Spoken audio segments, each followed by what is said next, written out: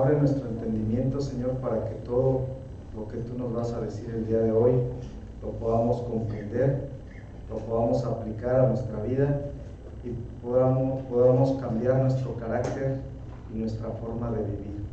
Ponemos en tus manos la enseñanza del día de hoy, por Cristo nuestro Señor. Amén. Amén. Bueno, hermanos, vamos a abrir nuestra Biblia en Filipenses. La semana pasada ya comenzamos el capítulo 4. Vimos del versículo 1 al versículo 4 con el hermano Quique. Para mí fue de gran bendición porque la palabra expuesta el domingo la entendí muy bien, fue muy clara, fue una instrucción buena, la cual la pudimos aplicar a nuestra vida. Vamos a dar un pequeño repaso de lo que vimos la semana pasada. Hemos estado viendo a lo largo de todo este libro de Filipenses que el apóstol Pablo nos enseña muchas características de un verdadero cristiano. Nos dice que debemos ser humildes, nos enseñó en los primeros capítulos que debemos de ser lumbreras donde quiera que vayamos. La semana pasada vimos que debemos estar firmes, que debemos regocijarnos, que debemos estar gozosos. El apóstol Pablo comenzó en el capítulo 4 llamando a sus hermanos amados míos. También gozo y corona mía les dijo, o sea, porque él comprendía la labor que hacía con esta iglesia y también sabía que Dios le tenía reservada una corona cuando sea el tribunal de Cristo. Entonces les habla, les muestra su afecto profundo y les da una instrucción clave en esos capítulos, la cual les dice que estén firmes en el Señor. O sea, en Él es donde depositamos toda nuestra confianza, que seamos fieles, que seamos constantes, que seamos estables en la fe, que no seamos fluctuantes, que a pesar de todas las pruebas que puedan pasar en nuestra vida, nos acerquemos mejor a Dios, a nuestra fe. Les pide que no se aparten nunca del Señor.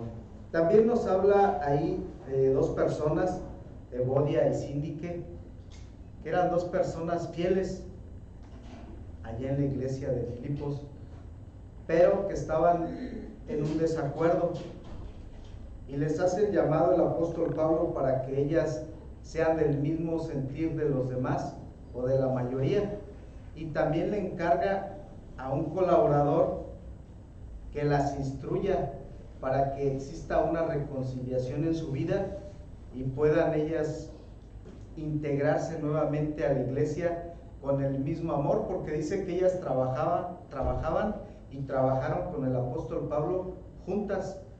Entonces ellas ya habían experimentado la unidad y el amor en la fe. Ahorita estaban un poco desanimadas, pero les dice el apóstol Pablo al líder que las instruya, o sea, que se acerque con ellas, que vea de qué manera puede apoyarlas y así volverlas a integrar a la iglesia. Entonces también el apóstol Pablo vimos que a pesar de que estaba preso, cuando está una persona pasando por esa situación de encierro, acá en el mundo lo vemos como incierto lo que pueda decir lo que dijo el apóstol Pablo. ¿Qué fue lo que dijo el apóstol Pablo? Les dijo, regocijaos en el Señor, y les volvió a decir, regocijaos en el Señor siempre. Otra vez, regocijaos. No sé si se acuerdan que el hermano Quique nos puso a entonar esa frase al final, que de veras sintamos ese regocijo en el Señor. El gozo que Pablo describe aquí, pues no es un gozo que dependa de las circunstancias. Ahí está claro que él no estaba en la mejor circunstancia, pero es una relación con el Señor Jesucristo. Estando ahí en la cárcel, él pone primero su fe. No pone en cada circunstancia su situación que está pasando ahí en la cárcel, o decir, les escribo esta carta estando en la cárcel y aquí. No, él pone su fe primero antes de todo. Su mirada no está en la prisión, está en Cristo. Su gozo está basado en una realidad interna, no en todas las situaciones externas. Reconociendo Pablo que los problemas o las circunstancias sí nos afectan, porque somos humanos, nos desaniman, pero nos dice que no nos deben de gobernar, que solamente las debemos de tomar, como hoy vamos a ver, una instrucción de vida. El título de la predicación de hoy lo titulé ¿Cómo convertir la ansiedad en paz?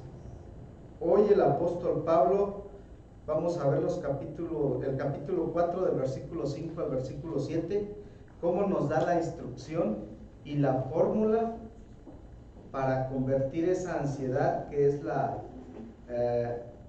epidemia que está pasando en toda la sociedad. La mayoría de gente está viviendo etapas de ansiedad. A veces sentimos que todas las puertas se nos cierran, que ya no podemos sacar la cabeza porque estamos hundidos hasta el tope, pero la palabra de Dios nos tiene una respuesta para todo eso. Seguimos en el estudio que comenzamos la semana pasada, que se llama Regocijaos en el Señor siempre. Todavía Pablo está dentro de ese tema. Entonces, hasta el versículo 7 todavía está retomando lo que pasó, lo que acabamos de repasar. Voy a leer del versículo 5 al versículo 7. Bueno, lo voy a leer desde el versículo 1 para que comprendamos todo lo que vamos a estar viendo. Les dice: así que, hermanos míos amados y deseados, gozo y corona mía, estad así. Ruego a Evodia y a Síndique que sean de un mismo sentir en el Señor. Asimismo te ruego a ti también, compañero fiel, que ayudes a estas que combatieron juntamente conmigo en el Evangelio, con Clemente también, con los demás colaboradores míos, cuyos nombres están en el libro de la vida. Regocijaos en el Señor siempre. Otra vez digo, regocijaos. Vuestra gentileza sea conocida de todos los hombres. El Señor está cerca. Por nada estéis afanosos, sino sean conocidas vuestras peticiones delante de Dios en toda oración y ruego con acción de gracias. Y la paz de Dios, que sobrepasa todo entendimiento, guardará vuestros corazones y vuestros pensamientos en Cristo Jesús. Amén. Entonces, aquí vamos a comenzar con el versículo 5. Dice que vuestra gentileza. Recordemos que el apóstol Pablo le estaba dando una instrucción a su colaborador fiel y le estaba diciendo que instruyera a Evodia y a Síndique, y aquí les continúa diciendo que las instruya con gentileza, que no con amor, que no las regañe, que tenga gentileza. ¿Y qué es gentileza? Pues es una amabilidad sabia y firme que refleja al Señor Jesucristo. Esa es la definición de gentileza en la palabra de Dios. Es una amabilidad sabia y firme que refleja al Señor Jesucristo. La unidad en las iglesias no se basa o no se compone en forma de presión, sino en forma de gentileza. Y esa gentileza se expresa como una bondad que descansa en el Señor, una suavidad en el trato, pero sin perder la firmeza, una paciencia cuando hay una provocación, una moderación cuando nosotros sabemos que nos corresponde algo más, pero hasta ahí lo dejamos por la gentileza que nos debe de predominar. Cuando una persona habla mal, nos habla mal o nos habla groseros afuera o aquí en el templo, nosotros también podemos ser groseros y a lo mejor más groseros que esa persona que nos está tratando mal. Pero la gentileza del Señor nos dice que no debemos de confrontarlos, que respondamos con calma y sin venganza. A eso se le llama gentileza, tratar bien cuando no nos tratan bien. También ahí mismo en el versículo 5 dice que esa gentileza sea conocida de todos los hombres.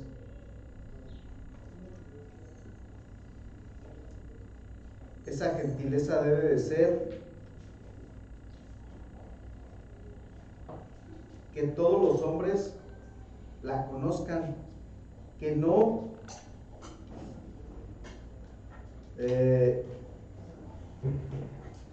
que nosotros no la pregonemos, que se vea. El Señor Jesucristo es nuestro mayor ejemplo de gentileza. Recordemos que cuando lo azotaban los que lo estaban maltratando, incluso él hizo un paréntesis y le pidió a su Padre Dios que los perdonara porque no sabían lo que ellos estaban haciendo. También cuando Pedro lo negó 3 veces después de la resurrección de nuestro Señor Jesucristo, cuando se lo encontró en el mar de Galilea, él pudo haberlo amonestado duramente, sin embargo no lo hizo. Lo restauró, lo animó y lo sanó con 3 preguntas. Cuando le dijo: Pedro, ¿me amas? Y ya se las volvió a repetir 3 veces. Entonces no lo humilló, al contrario, el Señor Jesucristo lo sanó. Cuando el Señor Jesucristo también le dio su salud al leproso, la ley judía decía que no deberían de tocar a los leprosos, pero el Señor Jesucristo lo hizo, porque el Señor Jesucristo, su gentileza, no estaba viendo a un leproso contaminado con la carne podrida, él estaba viendo a una persona, y es un ejemplo total de gentileza. También cuando el Señor Jesús recibe a los niños, recordemos que los discípulos los querían alejar, y él mostró su gentileza y les dijo: no, déjenlos que vengan a mí. Los bendijo, los abrazó y demostró con ternura toda esa gentileza que él tenía, y les dio tiempo a esos niños. Así, en todos los evangelios podemos encontrar ejemplos de gentileza que nos dejó el Señor Jesucristo a lo largo de todo su ministerio. Y la gentileza pues es la clave para evitar fricciones aquí en nuestra iglesia. Debemos de ser gentiles todos. Y también nos dice, allá a continuación, como les comentaba, que sea conocida de todos los hombres, que la podamos practicar en todos lados, debe de ser constante, que se pueda reconocer, que nosotros no la andemos anunciando, sino que se pueda ver. Por ejemplo, en la casa podemos tener un trato gentil con nuestros hijos, con nuestra esposa. ¿Cómo? Pues en la forma de pedir las cosas. Podemos ser gentiles ahí en nuestra casa. En la forma de corregir, también podemos ser gentiles, así como lo hizo el Señor Jesucristo con el apóstol Pedro. Así también podemos corregir a nuestros hijos. En la iglesia, pues podemos ser gentiles cediendo nuestro lugar cuando llegan personas nuevas, apoyar en todo lo que se necesite aquí en la iglesia, no exigir, no sentirnos superiores a ninguno, sino al contrario, no ser arrogantes o groseros con nuestros hermanos. Y eso pues nos va a transformar. Incluso dice que la gentileza transforma nuestro temperamento, no por el hecho de decir yo soy colérico, yo así soy, no soy gentil porque mi temperamento es fuerte. Hace poco estuve platicando con una persona que le testifiqué y me dijo, es que yo tengo un problema, yo tengo un carácter muy débil. Me dice, en todos los trabajos no puedo estar porque no me pueden decir nada porque exploto, porque no me pueden decir nada porque todo me altera, me irrita, me enojo. Dice, y cuando yo fui a un psicólogo me dijo que mi carácter era demasiado débil. Y nosotros a veces a los que son así decimos, es que tiene un carácter muy fuerte, pero psicológicamente los psicólogos a esos que son así, a esos que son agresivos, que son groseros, la psicología dice que tienen un carácter muy débil porque no lo pueden controlar, porque no pueden dominarlo. El carácter los domina a ellos. Entonces, en la iglesia podemos ser gentiles, hay que procurar ser gentiles, aunque a veces nuestro temperamento sea de una forma la cual tiene características que podemos llamarles débiles. También en las redes sociales, ahorita actualmente, a veces en las redes sociales muchos cristianos atacan gente, ponen comentarios groseros. ¿Por qué? Porque dice nadie me ve. O sea, ni saben que soy cristiano, aquí yo puedo desahogarme lo que yo quiera, pero a eso se le llama gentileza pública. O sea, hoy está muy de moda hacer malos comentarios a gente, a ver a quién le duele más, en anonimato, y eso es en las redes sociales. En el trabajo debemos de ser gentiles primeramente, cumpliendo con excelencia lo que se nos tiene o por lo que nos van a pagar, tener buen trato con los demás, con nuestros superiores, con los que están en nuestro nivel e incluso con los que están más abajo. Debemos de tener una gentileza y un buen trato total. Aunque otros no hagan lo mismo, nosotros debemos de ser gentiles. Y aquí nos dice el apóstol Pablo por qué debemos de ser gentiles. Dice en el versículo 5, el Señor está cerca. Por eso debemos de ser gentiles. Y aquí lo aplica el apóstol Pablo, o lo podemos expresar en dos sentidos. Como yo les decía, en las redes sociales hacen comentarios Y dicen, pues no, no me ven, no me conocen, pero Dios está ahí y nos ve. El Señor está con nosotros en todo momento y ve cuando no somos gentiles con algunas personas, cuando permitimos que el Señor Jesucristo dirija nuestra vida, pues ahí va a ir nuestra gentileza y nos la va a ir moldeando poco a poco hasta que podamos nosotros transformarnos de la mejor manera. Y también nos dice en el otro sentido, pues que su venida está pronta. No sabemos cuándo, pero está cerca. Todas las señales ya se están cumpliendo. Cristo viene pronto. No vale la pena estar peleándonos por algo que no es eterno.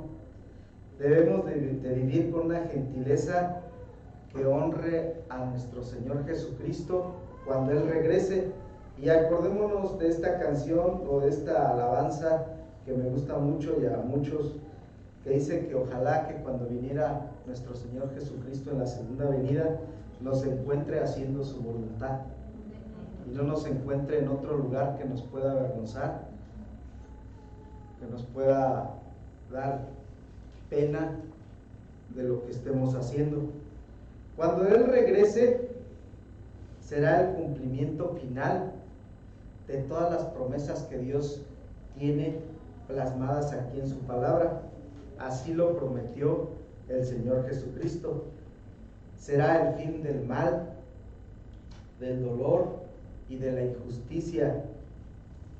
Nuestra salvación se cumplirá en su totalidad, porque nos dará cuerpos transformados, irreprensibles, glorificados, en los cuales ya no vamos a sentir tristeza, ni dolor, ni enfermedades.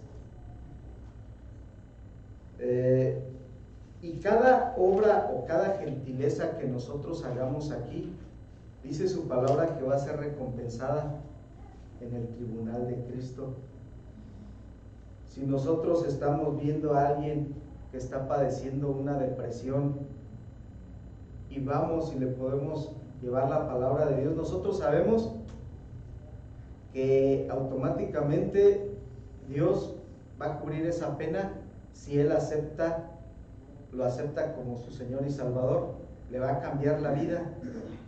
La segunda venida del Señor Jesucristo se resume en la esperanza de los creyentes. Ese es todo el sentido de nuestra fe. Por eso muchos que estamos luchando diariamente con la carne, debemos de ponernos en manos de Dios para que nuestra vida sea lo más recta posible cuando Él regrese y cuando sea la segunda venida. Que no nos sorprenda. Vamos a continuar con el versículo 6. Entonces ya vimos que debemos de ser gentiles en todos lados y que porque el Señor nos observa y su venida está cerca. En el versículo 6 dice: para nada estéis afanosos. ¿Sí? Significa desesperados, preocuparse en exceso. Significa que tenemos ansiedad, que nos roba la paz interna en nuestra vida. Eso es ser afanosos. El apóstol Pablo nos dice que no ignoremos los problemas, pero que no permitamos que los problemas nos controlen. El Señor Jesús también usó esa misma palabra. Vamos a buscarla en Mateo capítulo 6, versículo 25 y 26.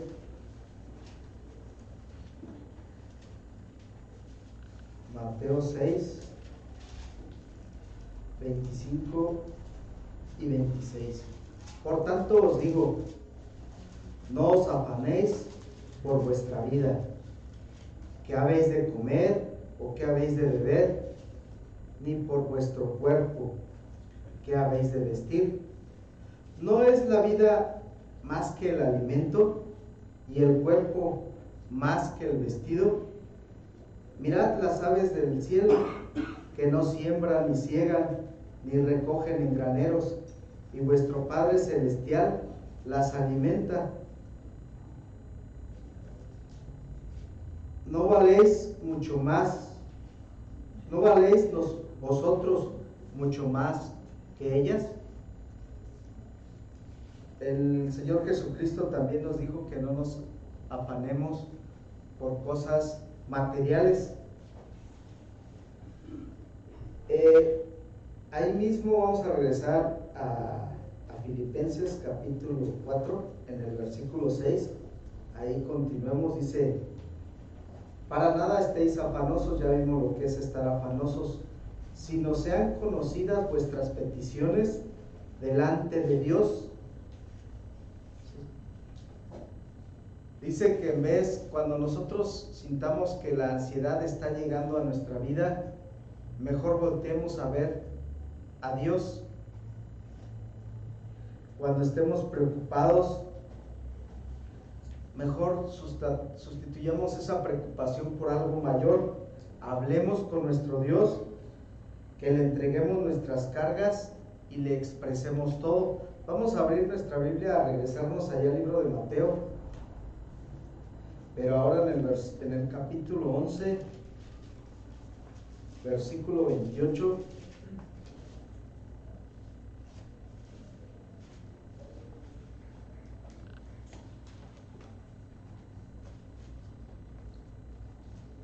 Capítulo 11, versículo 28.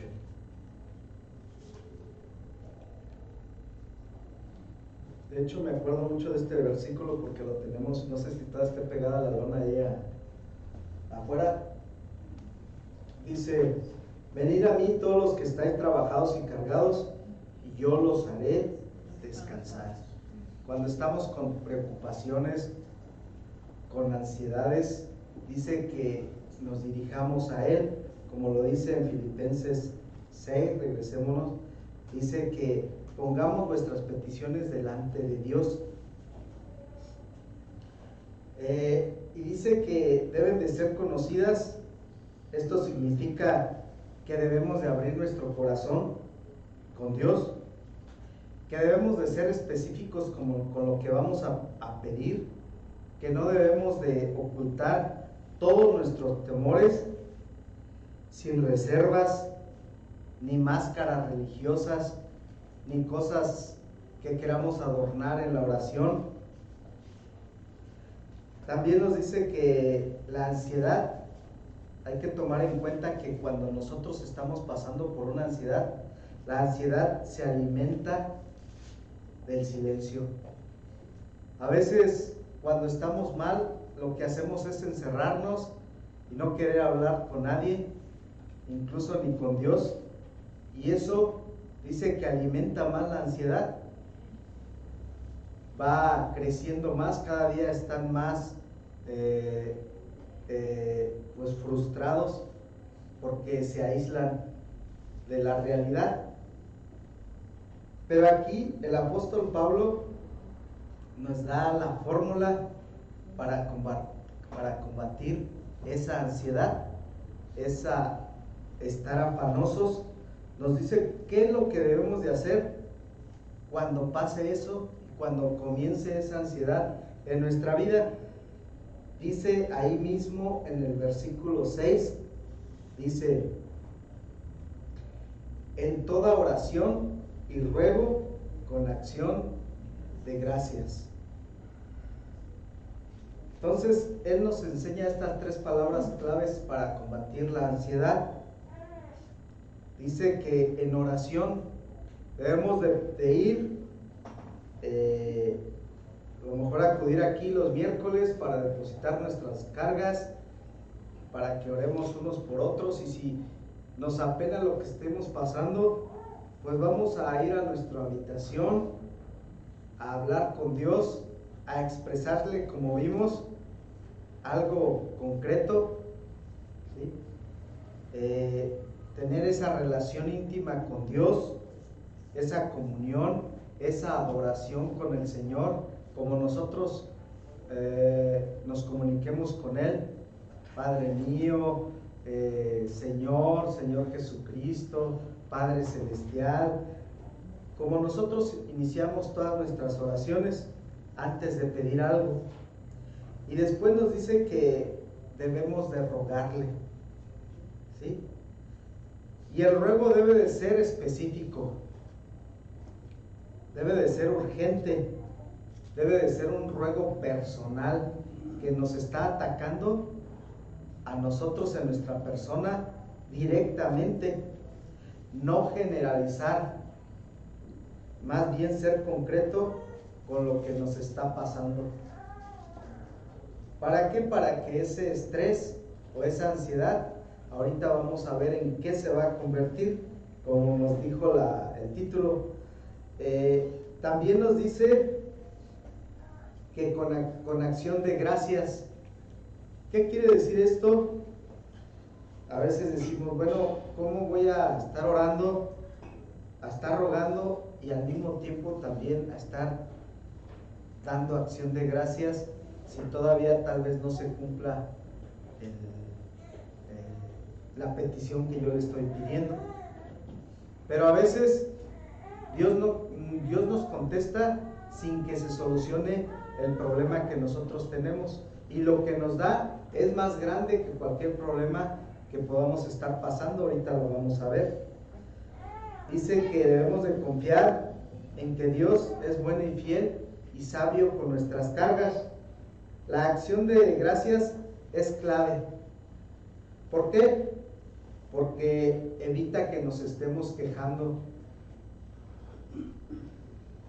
Nos refuerza nuestra fe cuando estamos orando y nos declara que Dios tiene todo el control de todo lo que nos está pasando en ese momento.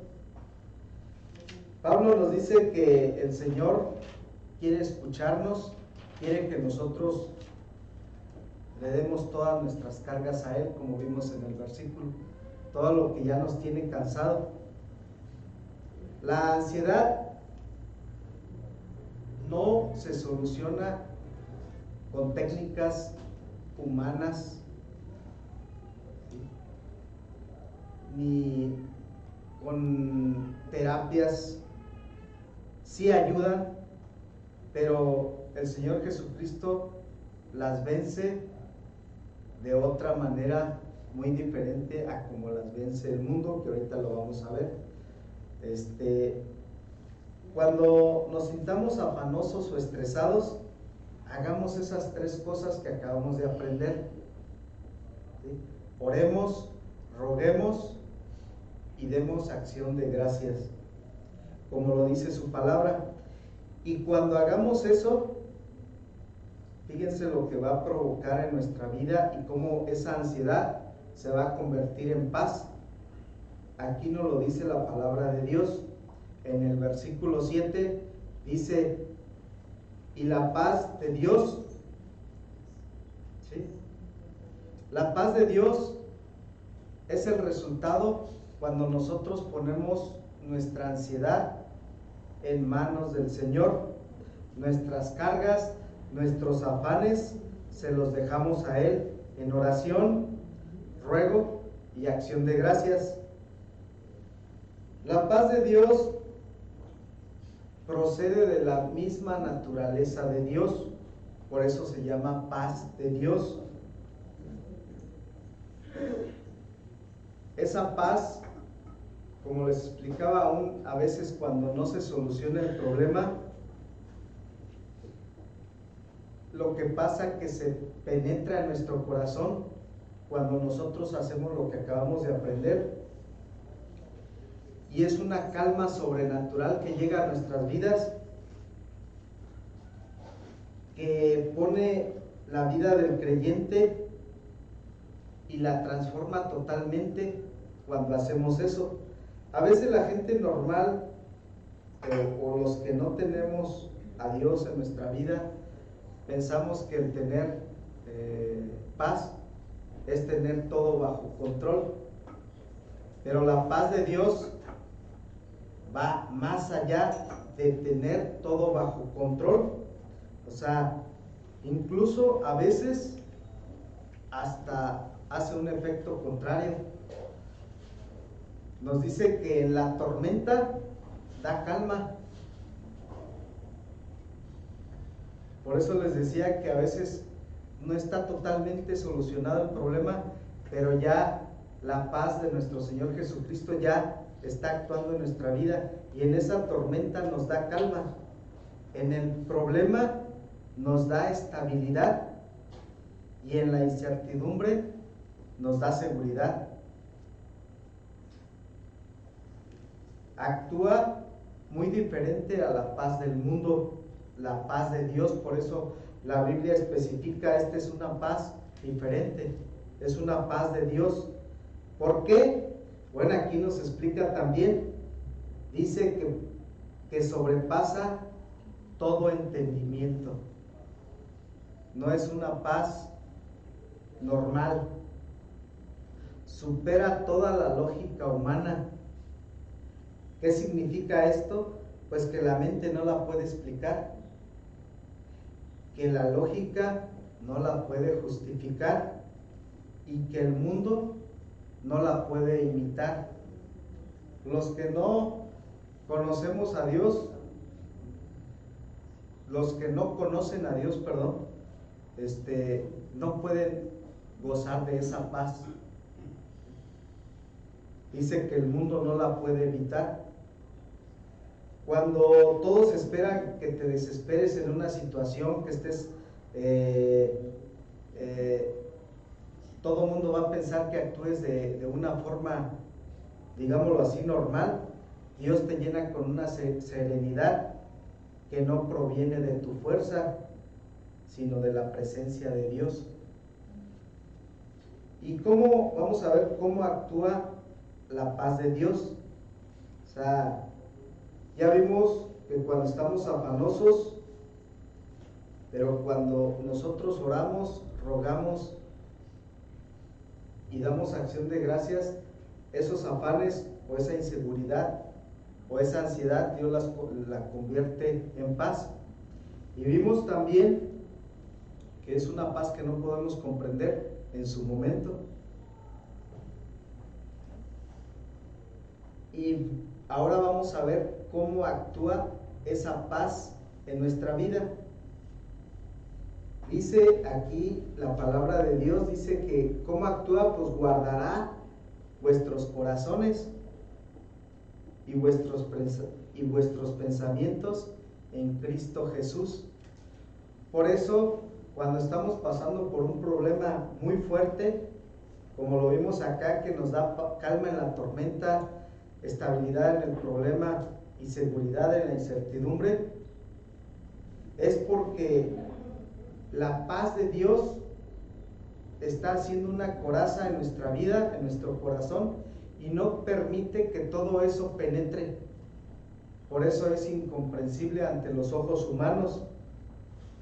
A veces no permite que el miedo se apodere de nuestra vida en cualquier situación que estemos pasando, que la desesperación nos embargue, que los pensamientos de derrota estén taladrando nuestra mente, que la presión emocional ya nos quiera estallar la cabeza.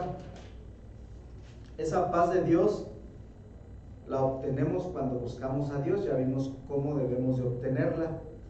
No se obtiene siendo optimista o con una fuerza extrema de voluntad, con un carácter fuerte o sólido, no. La obtenemos rogándole a Dios.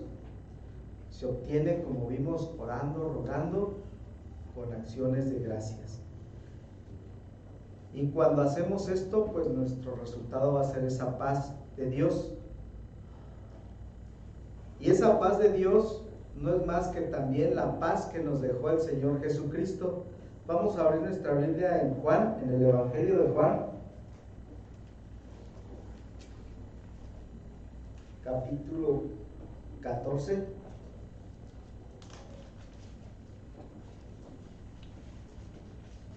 Versículo 27.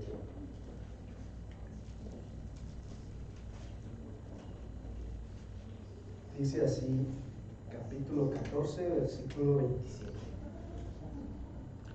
La paz os dejo, mi paz os doy. No, yo no os doy como el mundo la da. No se turbe vuestro corazón, ni tenga miedo. La paz de Dios es diferente a la paz que conocemos nosotros. Acordémonos de cómo el Señor Jesucristo, a pesar de que lo estaban acusando en los tribunales, en los concilios, Él expresaba una paz, la paz de Dios, la paz que tenía cuando durmió en la barca, cuando estaba en la tormenta. Esa era la paz de Dios que Él tenía, la paz en la cual Él oraba cuando tenía la comunicación siempre con su Padre. Esa era la paz que caracterizaba a nuestro Señor Jesucristo. Y esa es la misma paz que nos comparte aquí en el versículo que acabamos de leer. Dice, mi paz os doy.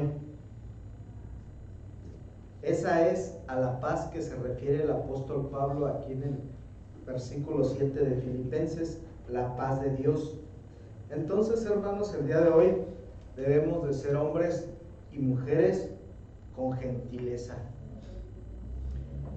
Que se vea que somos embajadores de nuestro Señor Jesucristo, teniendo nuestro comportamiento siempre fundado en Dios,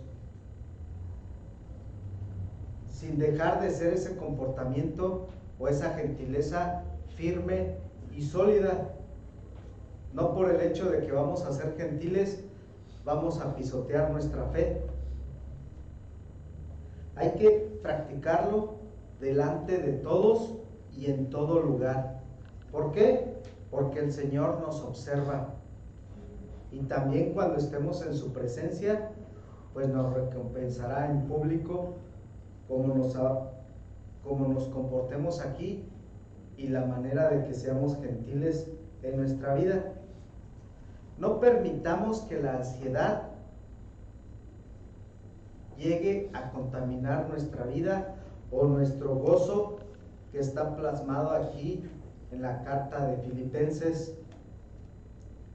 Ya vimos cómo debemos de combatirla con oración, ruego y acciones de gracias.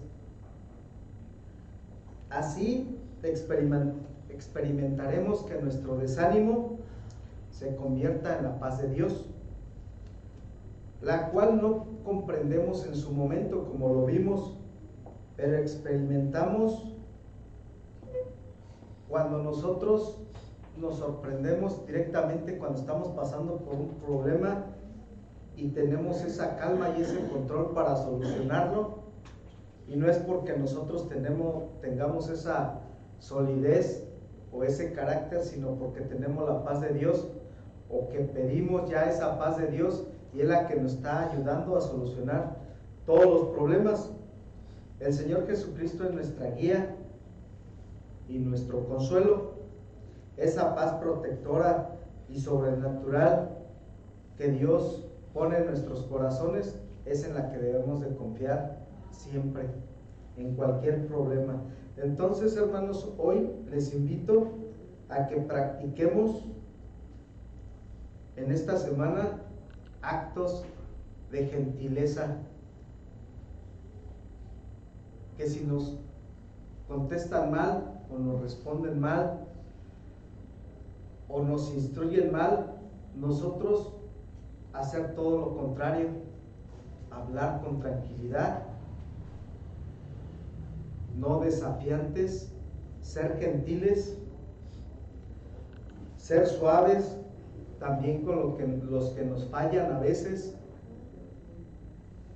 tratar a los demás como si el Señor Jesucristo estuviera de nuestro lado. Y también les traigo otra propuesta que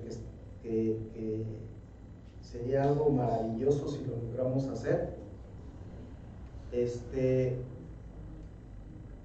nosotros somos una iglesia como la iglesia de Filipos, de los filipenses. Imaginémonos, hermanos, que nosotros hiciéramos una lista. Yo sé que a muchas de las personas de aquí tienen esa carga por orar por todos los hermanos, pero que hiciéramos una lista de todos los hermanos que nos congregamos aquí y que oremos cada quien por un hermano una semana y a la siguiente semana por otro hermano. Y digo una semana porque si oramos un día a veces se nos va a olvidar o no nos va a dar tiempo, pero si decimos una semana por una persona, a lo mejor un día fallamos, pero 6 días vamos a orar por él. Y vamos a orar, va a ser una cadena de oración que vamos a orar toda la iglesia por todos. Y que lo tengamos como una meta y que veamos los resultados en un año, cómo vamos a estar, porque la palabra de Dios nos dice que nos va a provocar una paz interior completa en nuestra vida. Y si nosotros oramos unos por otros, porque así es la instrucción de la palabra de Dios, va a ser una iglesia sólida, fuerte, sin ser afanosa, va a ser una iglesia gentil y todos vamos a estar en una armonía total día con día. Entonces, pues los que tengamos esa intención, pues les invito a que la hagamos, que trabajemos en nuestra iglesia. A veces no tenemos oportunidad de servir aquí en la iglesia, pero de esa manera vamos a servir, vamos a estar aportando nuestro granito de arena para que la fe en el Señor crezca y para que todos estemos gozando de una paz interna total, porque todos tenemos problemas, todos padecemos de algo, todos tenemos enfermedades, todos tenemos dolores, pero sí se pueden quitar, sí se pueden erradicar de nuestra vida. Vamos a orar, hermanos.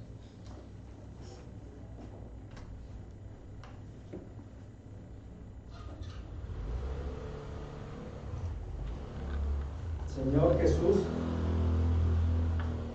te doy gracias por tu palabra, gracias por la instrucción de vida que nos diste el día de hoy.